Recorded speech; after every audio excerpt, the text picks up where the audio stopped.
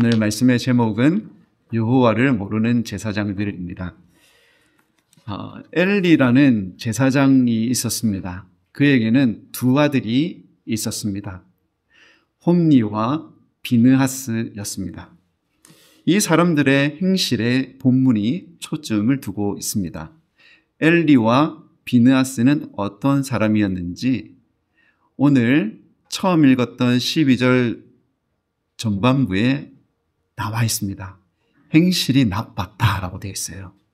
이 행실이 나빴다는 것은 어떤 것일까? 히브리어 원어로 보면 브네 벨리야알이라고 되어 있는데 이 단어는 구약에서 또 한 번 쓰입니다. 바로 이 앞에 책이었던 사사기에서 나옵니다. 언제 나오느냐? 기브아에 불량배들이 있었어요. 이 나쁜 사람들이 그 지역에 왔던 손님, 레위인 그 가정에게 갑자기 쳐들어가서 레위인을 겁탈하겠다는 거예요. 그러니까 이 레위인이 여러모로 안 따라가려고 하다가 끝내 누구를 내어줍니까? 레위인이 가지고 있었던 첩을 내어줍니다. 이 첩을 밤새도록 이 사람들이 성폭행하다가 죽여버립니다. 그만큼 나쁜 놈들이었습니다. 그렇다면 오늘 나오는 이 홈니와 비느하스 역시 사사기에 나왔던 그 불량배들처럼 악당이었다는 것을 짐작하게 합니다.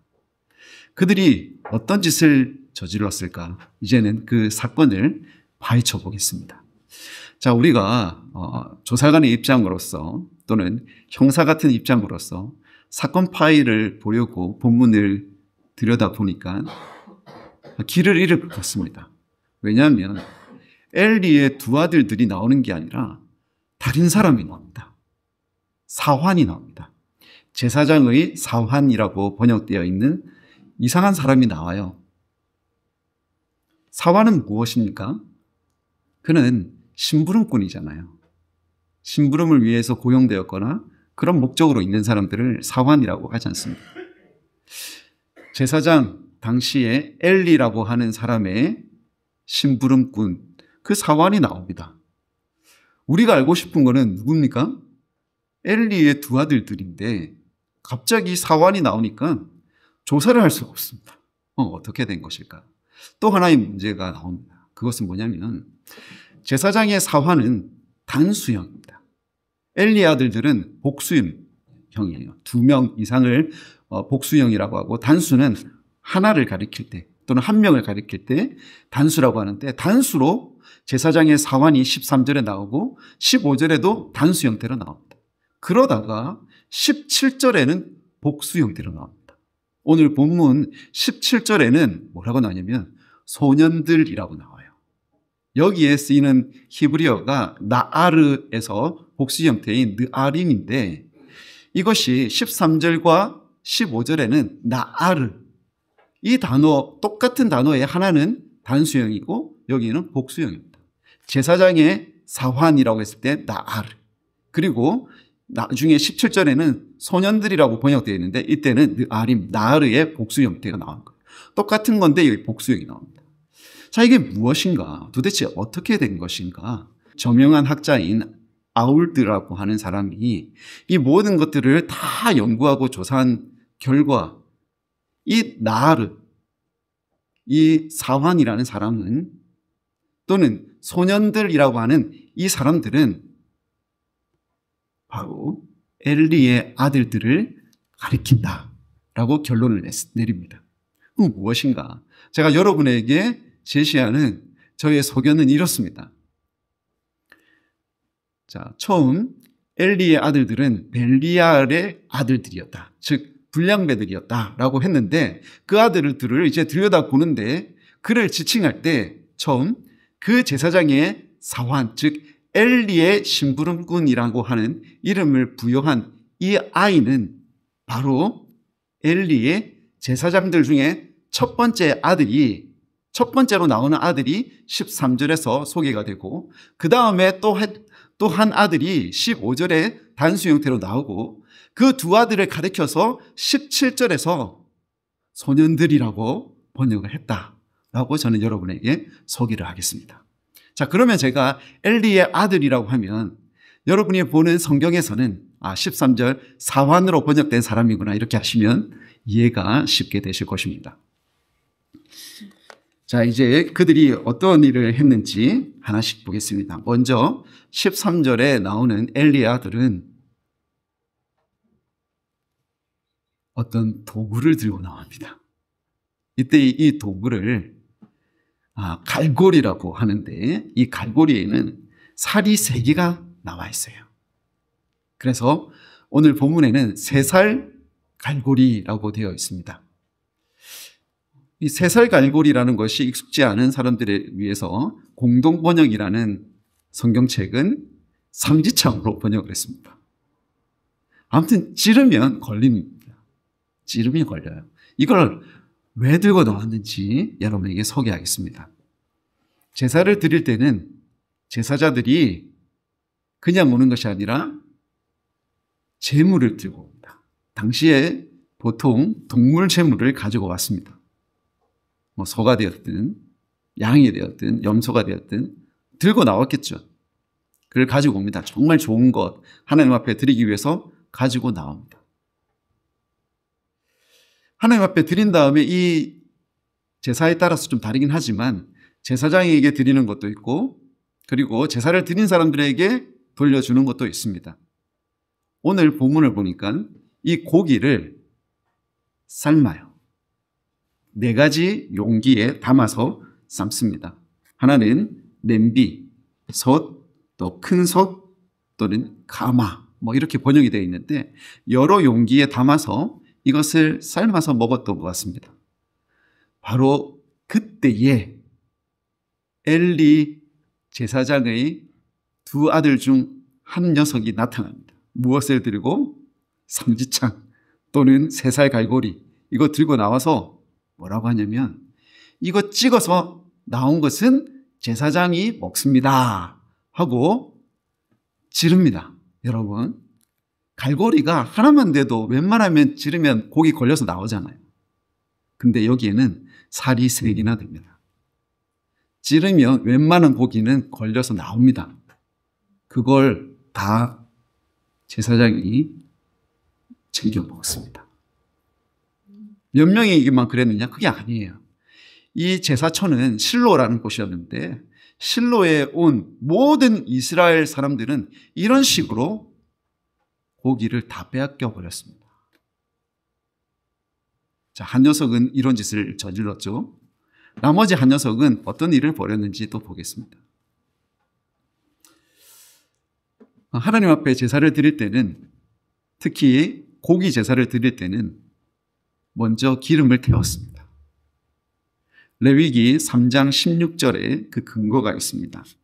제사장은 그것을 제단 위에서 불사를 지니 이는 화제로 드리는 음식이요 향기로운 냄새라 모든 기름은 여호와의 것이니라. 기름은 여호와 하나님의 것이므로 그 속에 있는 그것은 바로 기름은 태워서 향기로 하나님 앞에 드리는 겁니다. 그런데 이 엘리의 아들 중 한 녀석이 오더니 태우지 말고 그 고기를 달라는 겁니다. 왜 달라고 했느냐? 이거 구워서 제사장에게 드릴 겁니다. 이렇게 이야기하는 거예요. 기름은 고기를 맛있게 합니다. 지난주에도 우리 고기 구워 먹었지 않습니까? 제가 물어봤습니다. 제가 고기에 대해서 잘 몰라서 고기를 자르신 분에게 가서 여쭤봤습니다. 집사님, 지난주에 우리가 먹었던 고기는 어떤 부위를 주로 먹었습니까? 요즘 삼겹살을 좋아해서 그때 삼겹살이 되는 부위를 주로 잘라드렸습니다. 이렇게 말씀하셨어요. 사람들은 그냥 고기 부위만을 즐겨 하시는 분도 있지만 거기에 어느 정도 기름이 들어가서 숯불에 노랗게 잘 익은 그 고기를 즐기는 경향이 있지 않습니까? 아니면 아는 거고요. 네. 고기에 기름을 좋아하시는 분들이 꽤 많습니다. 스테이크로 먹고 싶었던 것 같아요. 이 제사장이. 근데 고기에 기름을 태워버리면 맛 없어지니까 그거 태우기 전에 달라고 한 것입니다. 스테이크에는 제가 알기로는 한 3가지 익히는 방법이 있다고 합니다. 첫째, 바싹 익히는 거. 이름하여 웰단. 피가 조금 익게 어느 정도 굽는 것, 미디엄. 그리고 피를 듬뿍 담은 상태로 거의 익히지 않는 걸 뭐라고 하죠? 레어. 자, 고기를 잘 먹는 사람은 이 레어인 상태로 많이 먹는다고 합니다. 자, 여기에서 알 수 있는 건 무엇일까요? 피채 먹었다는 것입니다. 물론 웰단으로 먹었다면 피가 거의 제거가 되었겠지만 가능성이 있죠. 어떤 학자도 그것에 대해서 암시하였습니다. 그러면 이 사람은 적어도 2가지 죄를 저지르는 것입니다. 첫째, 모든 기름은 여호와께 태워드리는 것이라는 그 율법을 어기는 것이고, 2번째는 생명은 피에 있는 것이니 어떤 것들이든지 동물을 핏째 먹지 말라고 했던 하나님의 말씀을 어기는 것이었습니다. 그럼에도 불구하고 이 엘리의 아들은 생고기를 요구한 것입니다. 기름을 제거하지 말고 나에게 주십시오. 그랬더니 율법을 잘 알고 있었던 이 제사를 드리는 사람이 거부합니다. 단칼에 거절합니다. 먼저 기름을 하나님 앞에 태워드리고 난 다음에 나머지 고기는 마음대로 쓰십시오. 하지만 먼저 저는 태우겠습니다. 그렇게 말했습니다. 그러자 이 엘리의 아들은 돌변합니다. 지금 당장 내라. 그렇지 않으면 내가 억지로 뺏어가겠다. 즉 폭력을 행사하겠다는 겁니다. 엘리 제사장의 이 2 아들들이 그냥 엘리의 심부름뿐이 아니라 오늘 본문 좀 위에 보시면은 그들이 어떤 사람들이었는지 알 수 있습니다. 13절 초반부에 보시면 이렇게 되어 있습니다. 그 제사장들이라고 했습니다. 엘리의 아들들 역시 제사장들이었습니다. 즉 하나님의 거룩한 직분을 맡아서 행하는 사람들이었습니다. 그 사람들이 하지 못할 짓을 하는 것이었어요. 왜 그랬는가? 2절에서 우리는 힌트를 얻을 수가 있습니다. 여러분 17절 큰 소리로 읽어보겠습니다. 이 소년들의 죄가 여호와의 힘이 금은 그들이 여호와의 제사를 멸시하였느니라.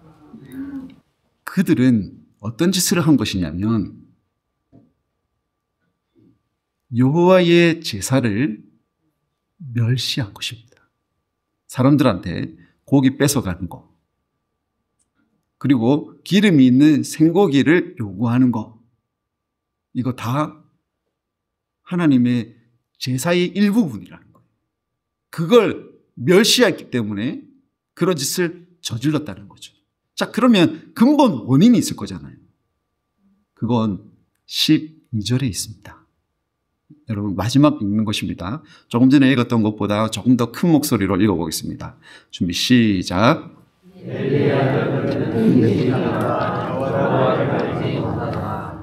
아멘. 이유는 그들이 여호와를 알지 못했기 때문이랍니다.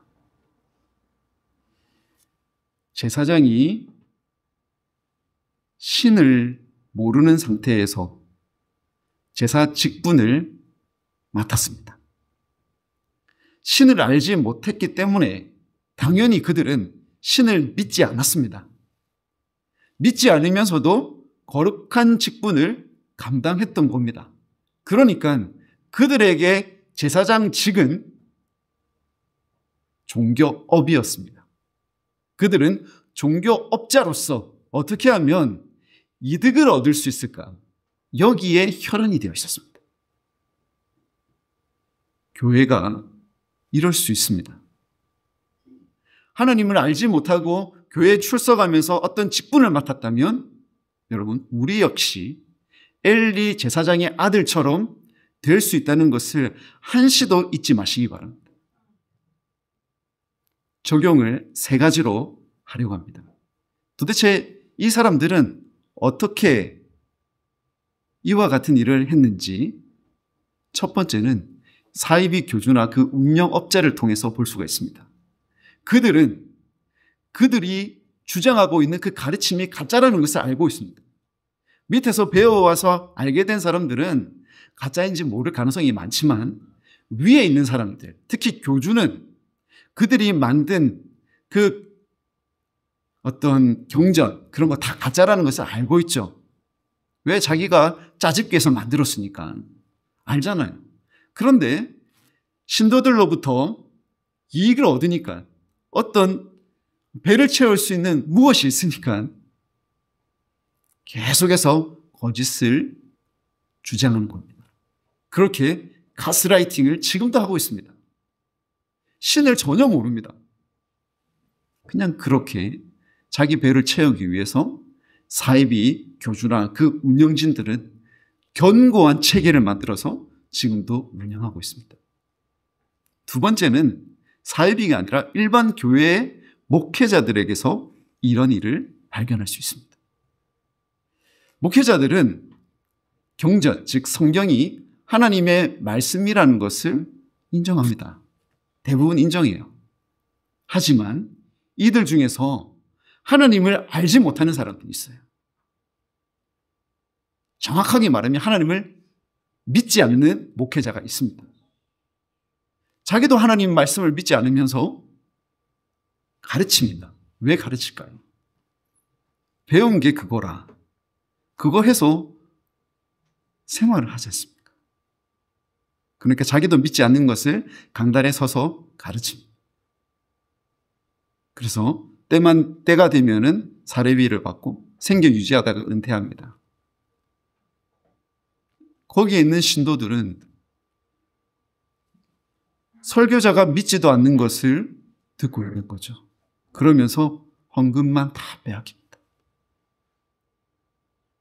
마지막 이 말씀의 적용은 일반 성도들에게 갑니다. 특히 직분자들에게 이 말씀이 향하고 있습니다. 왜 이 말씀이, 제사장은 목회자라고 생각하는 분들이 많은데 왜 평신도에게로 이 말씀이 가는지 그 근거가 되는 구절이 하나 있습니다. 베드로전서 2장 9절에 이렇게 되어 있습니다. 너희는 택하신 족속이요 왕같은 제사장이요. 왕같은 제사장이랍니다. 목회자만 왕같은 제사장이 아니라 예수 믿는 모든 사람은 왕같은 제사장이랍니다.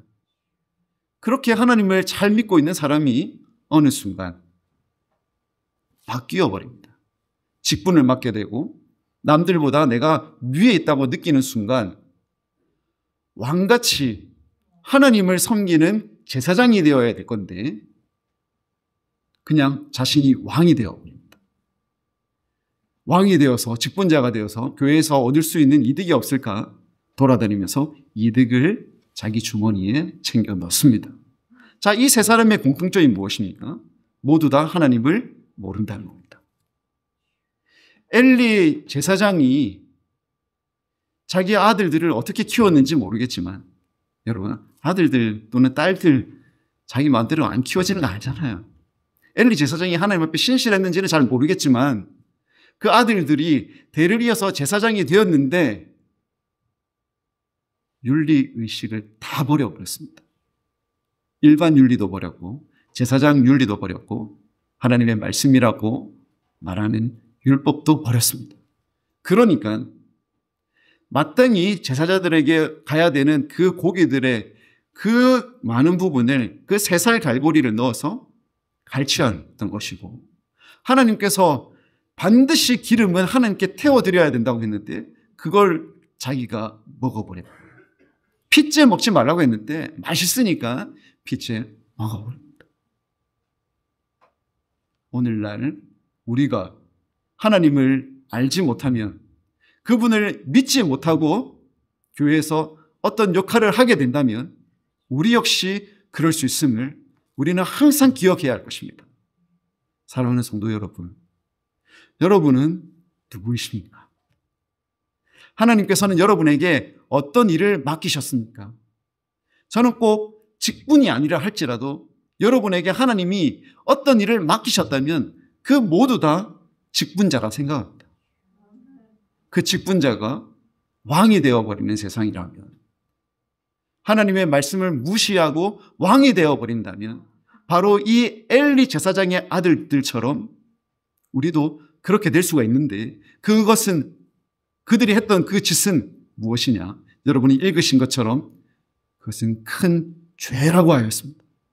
여러분, 우리가 하나님 앞에 죄지어서 되겠습니까? 여러분 속에 있는 그 죄를 버리려면 딱 한 가지를 위해서 기도하십시오. 하나님, 당신을 알게 하여 주시옵소서. 여러분 기도하십시오. 교회에 오래 다녔지만 하나님을 모르는 분이 있을 것입니다. 솔직히 기도하십시오. 하나님 알게 하여 주시옵소서. 여기서 안다는 것은 지식적으로 아는 것도 있겠지만 충분히 그 인격적인 관계가 깊어진다는 것을 의미하기도 하는 것입니다. 하나님, 충분히 당신을 알게 하여 주시옵소서. 그리하여 믿게 하여 주시옵소서. 주께서 맡기신 일을 믿음으로 감당하게 하여 주시옵소서. 그렇게 기도해 보십시오. 하나님께서 여러분에게 오셔서 당신을 계시하여 주실 것이며 여러분 가운데 믿음을 주실 것입니다. 그렇게 하나님을 알고 하나님과 동행하는 여러분들 가운데 하나님의 크나큰 은총이 있기를 축복합니다. 기도하겠습니다.